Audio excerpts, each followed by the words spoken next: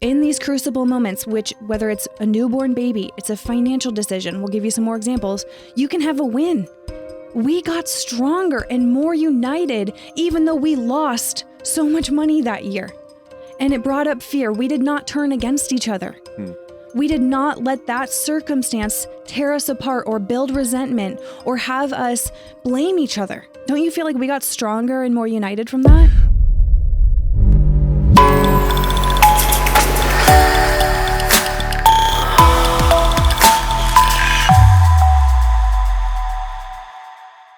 Hello and welcome to the Empowered Couples Podcast, where here you get modern, non-boring relationship advice for you and your partner to communicate like pros, fight smarter, and stay on the same team no matter the challenge that you face. I am one of your hosts, Aaron Freeman. And I'm Jocelyn Freeman, but you all just know us as the Freemans. And this episode is about crucible moments in marriage that change things for better or worse. A crucible moment in marriage. We're not using that in our everyday language, right? It's a pretty big term, but I think it is really catching people's attention when we did a post on this, because a crucible moment in marriage can be a subtle or sometimes obvious decision, situation, a pivotal turning point in the relationship that you might not even realize till afterwards was so significant and important. But here's the thing with a crucible moment.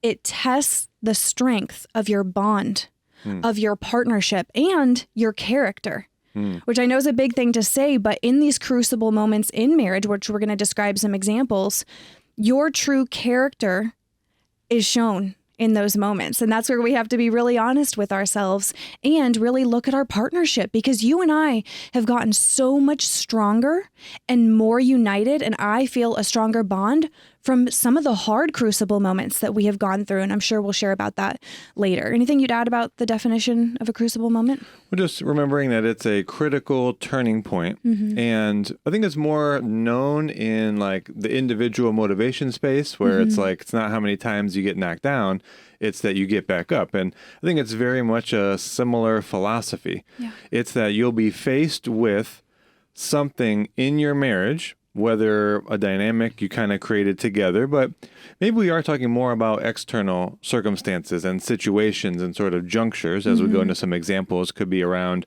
having a newborn, around finances, investments going bad, a turning point in where you live, a turning point with family members.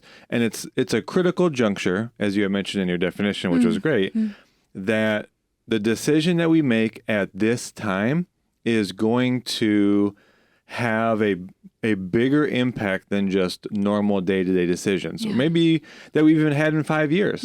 Maybe you only get a couple of crucible moments. Maybe that's another part of the conversation. Like, how many crucible moments do you really get? Yeah.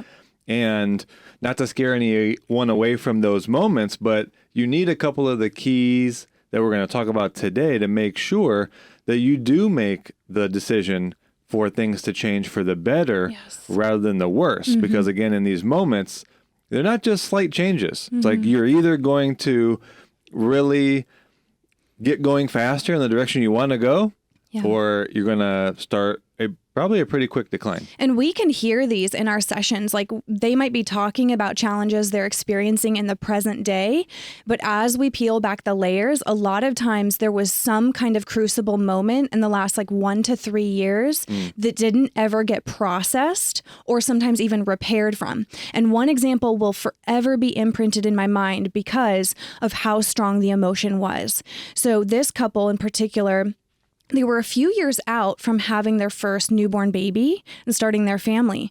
However, she was still not resolved and healed from the lack of support she received in those newborn days.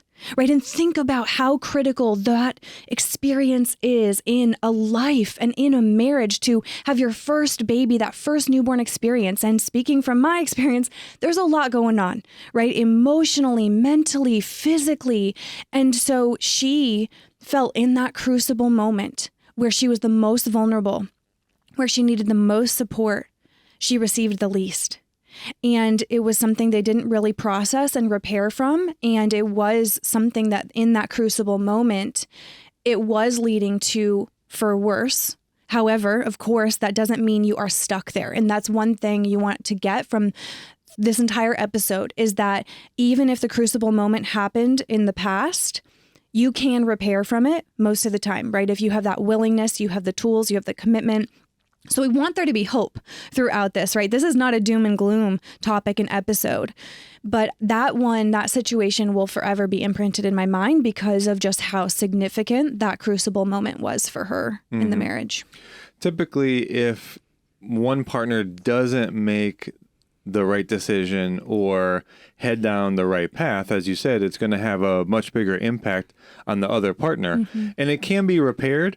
And it just made me think, yes, and it's going to take a little bit more. Typically, what it's going to take is a level of rebuilding trust, because in these crucible moments that, you probably faced, and as you listen to this, I mean, think about the past really big turning points, these crucible moments that you've had in your own life and in your marriage. And those are going to be times that, intentionally or unintentionally, you didn't make the right decision. You probably lost some trust with your partner. So in the repair, it's going to take a little bit longer because you're going to have to also rebuild the trust that was lost. Well, and also to share personally, and those of you who've been listening a while know that 2022 was like the hardest year ever for us. We're not going to rehash all the reasons why. However, finances was a big topic for us in this crucible moment. And we each made decisions. Well, we had a 1-year-old too. And so I was thinking about this. We had two pretty big crucible moments that happened at the same time that may or may not be common for most people, but that's what led to it feeling so difficult for us. So we both made some decisions financially in the same year that ended in losses. And we both had to own that. And it was a crucible moment for us. But again, there can also be triumphs in these crucible moments because it is all about the choices made. So we lost a good deal of money that year because of individual decisions we both made, things we said, hey, I want to invest in this. And we handled that crucible moment. What was really significant to us, what did bring up some fear, some anger, all the things, and with a newborn baby, but we became stronger in that. And we're going to talk about some of the keys later in this that allowed us to do that. So remember, in these crucible moments, which whether it's a newborn baby, it's a financial decision, we'll give you some more examples, you can have a win. We got stronger and more united, even though we lost so much money that year. And it brought up fear. We did not turn against each other.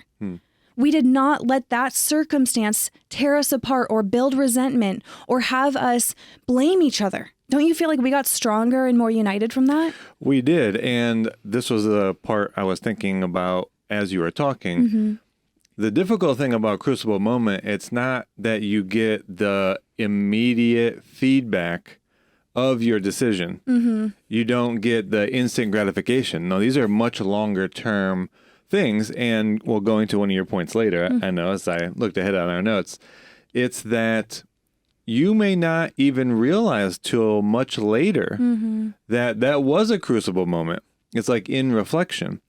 So I always look for some opportunities to maybe drop a Jordan Peterson idea. I have one coming later, but this reminds me of this story. It's actually a Bible story that he uses to define human beings' life and how things come at us. And it was a story of the Israelites, oddly enough, with what all is going on over in that part of the world now. But they went from being slaves in Egypt, and the whole idea was they were going to get out of that and get to the promised land.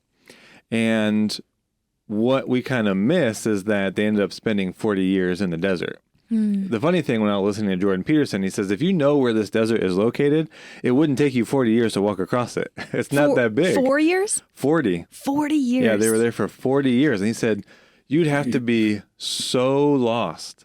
Like you would have to literally be walking in circles, like many circles, because it's not that big of an area. And I didn't know that. So again, taking away the principle for us to even today, when you have a challenge, when you're in a difficult season, when you're at a crucible moment, like them getting out of Egypt as slaves, once they got out, they didn't get into everything being great. They didn't get into paradise. So for us, we always have to go through our own desert. Yeah. And the desert is a place where you don't have an answer. There's doubt. There's confusion. You don't have a pathway. It's the unknown. And a lot of times we forget about that in our own growth or being in a marriage. If we face a crucible moment like this and we make even the right decision, whether we know it at the time or not, we might not get the feedback. Because one of the things is we're gonna have to get into, well, where do we go from here? Like, I'm not sure what the answer is. And we were definitely there for months. Yeah. I don't know if we got out of our desert for probably a year. Yeah. And here we are today, a little more than a year from that. And it's clear to us that that was a crucible moment. I think we probably knew that in the moment, but we now see that we did take the right steps. And we are more or less in a promised land that we may never have found ourselves in otherwise. And, you know, a crucible moment in your life can look many different ways, right? So look in your world, maybe right now or recently. So some other ones that stand out from sessions recently is when someone got a really exciting promotion at work. And at first, it's like exciting for the whole family. However, it really starts to affect home life, quality time, the mood, the energy when coming home, because it's a stressful job. This is something we hear a lot about. And then they have more arguments as a couple. Now, this is a crucible moment that you probably don't realize in the moment. It is going to be after the fact. That time is an opportunity. You have a decision. You have a juncture to make. When you two sit down and go, okay, I know that this career is important to you, and I'm really excited for the advancements in your passion. However, how can we make home life and work life thrive? And here's the thing, if you don't, and that lasts and lasts and lasts and lasts, that crucible moment can lead to the for worse, not for the better. So this is why, as we get into the keys, so much of this is thinking longer term, not just right now, here's the stress I'm facing, here's why I have to keep going, here's why I got to keep grinding. Okay, what is the long-term impact though? If we keep going this way. Sometimes people are so short-term sighted and are not zooming out and saying, okay, sure, maybe you can withstand this for a month, maybe a year. But if it keeps going and you don't make any changes at this juncture, what is the impact going to be in 3 years from that decision? So look in your world right now as we go into these keys for how to be able to make sure these crucible moments lead to for better rather than for worse. In your world right now, either present day or just in the recent past, what are some crucible moments that you could apply as we go further into this? You were already on this, so I'll start with the key of you have to think more long-term than short-term. Now, it's the easy way to say it. This was my other opportunity for a Jordan Peterson line. But it's that you have to sacrifice your current self for your future self, which is a really interesting way for me to think of it. Or in this case, you have to sacrifice something, whether we would call it like instant gratification or more immediate gratification or a seeming release or relief from a pain. We have to think, is that in the best interest of the future marriage that we're living into? And yeah, it's a difficult thing to think about. Maybe not difficult to think about, but to be reminded of in these moments. Things feel so rough and sometimes so critical to make the right decision. Take the extra time you need and think about, okay, what are my options? And which one of these is for the betterment of my future self and the future relationship that we're creating. You don't want to make these decisions based on the person you are now, because it doesn't matter. All of this is about growth for the marriage, for yourself. So you really want to think about these decisions for that future version. And to line up with that, the second key is get clear on your values, which I know that can be overused or people can just kind of throw away, oh, values. No.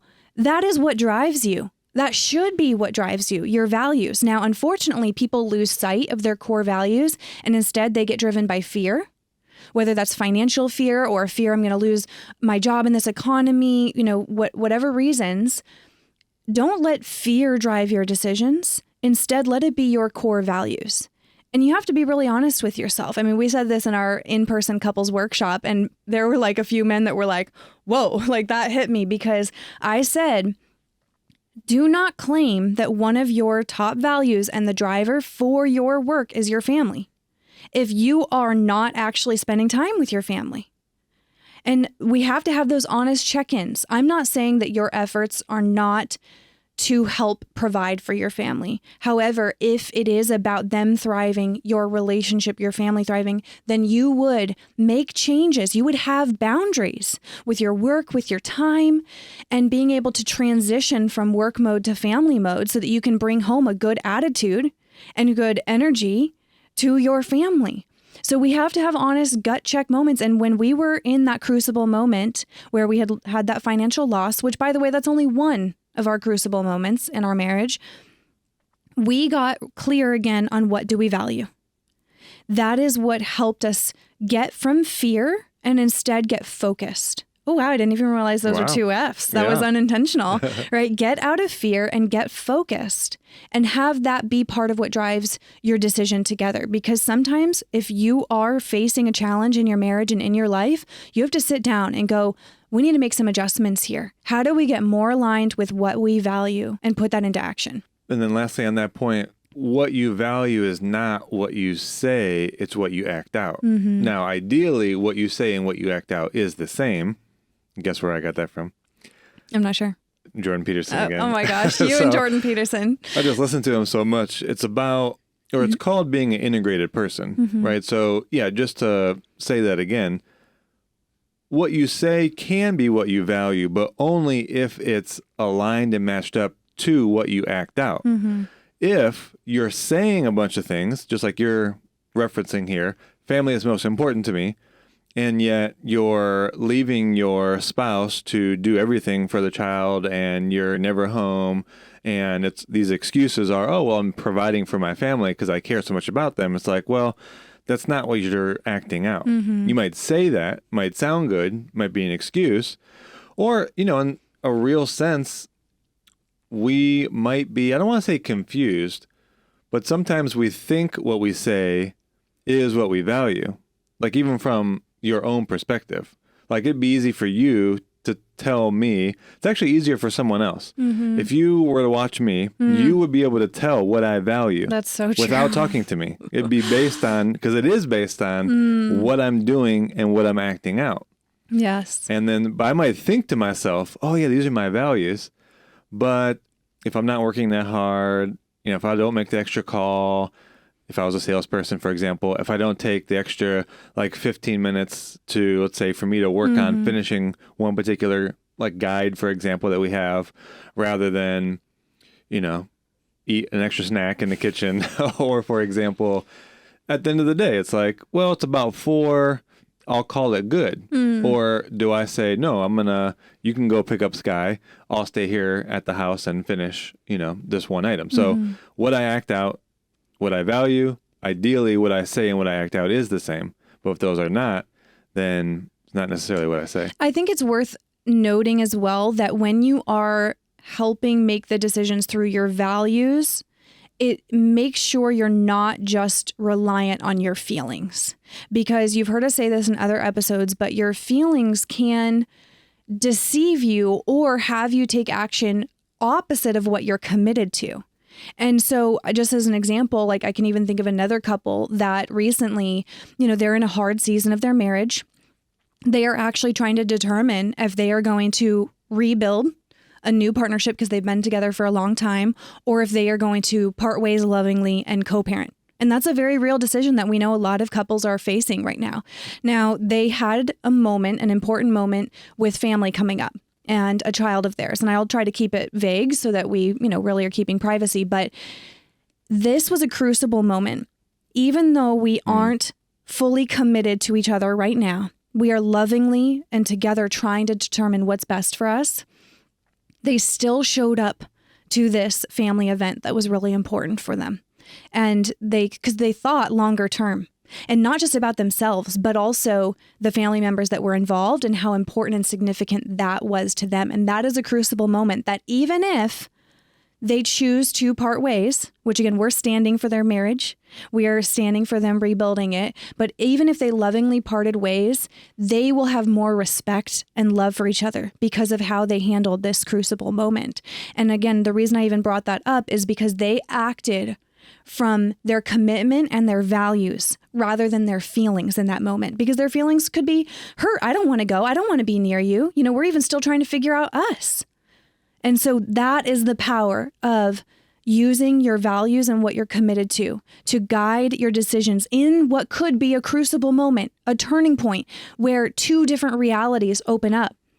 There's a great movie, if some of you have seen it. I think it's called Sliding Doors. And it's about how this girl's life turns out depending on whether she makes the train or doesn't make the train. And it's really fascinating. It's worth a watch. It's a little bit older, but that's what can happen in your life, and you don't even realize it sometimes. You think it's small, you think it's significant, but what if that actually has a big ripple effect and bigger consequences for the better or for the worse in your marriage and in your life? Yeah, exactly. So the third key here is focusing on and being really honest with yourself about where you need to develop your character. Get after him with this one, the character. Oh, now there's too high of expectations. With the crucible moment, one of the things that it does show you, in a sense, is where you are lacking. And I don't want you to think of this in the sense of where I'm lacking as not being a good human being, but it shows you that if you're going to go down the path to use this to better yourself and the marriage, that you're not the person to do it. So it is also linked to the sacrifice in the short term for the long term. But it shows you that you are missing some character traits, and you're going to have to develop those along this path of the decision tree that you make before you actually get to the outcome that this crucible moment can lead to. Again, or it can worsen. So you could think about it as, I'm going to be approached with, or it's going to be revealed to me that I need to develop some certain character traits, like resilience, integrity, just really getting together, cleaning up my life, where I've said and made promises and are not keeping them, for example. And if I do that, then that's a part of the crucible moment path towards the betterment. If I think to myself, well, I'm going to keep my own patterns and attitude the way that it is, then that's going to it's going to worsen for you. So this path of the crucible moment has so much to do with the person that you are, and if you're going to develop the traits necessary to grow yourself. That's probably a key differentiator between the paths that you end up going on. So as we said, this is meant to be an enlightening, hopeful episode. It's going to be honest, right? This is about honesty. You may not be perfect. There might be hard conversations you need to have with yourself, with your partner. But at these critical junctures, these decision points, maybe you're facing a life decision now. Moving, new job, what to do financially, have another child, handle a challenge with the child, work through a challenge in your marriage. Wherever you are, be intentional. Be thoughtful about this. See it as a potentially crucible moment that can change things for better or for worse. So we encourage you, re-listen to this episode, and a great way to make sure that you are strengthening your bond, that you are staying connected no matter what you have going on in life, is to participate in our 30-day couples challenge. We wouldn't promote this if we didn't believe in it. And if we didn't get messages, emails, DMs every day saying we are loving this. And we hear that from men, from women, because no matter how busy you are, you can prioritize each other with the 30-day couples challenge. So it's starting on the 1st. Go to mycoupleschallenge.com. Super easy to sign up and be able to strengthen your partnership, strengthen your communication, feel more loved, seen, connected with the daily prompts that we send you. So again, it's starting here soon on the 1st. Go to mycoupleschallenge.com. And with that, we are here for you. We're rooting for you to be able to thrive no matter what you are facing. And we will talk to you on the next episode.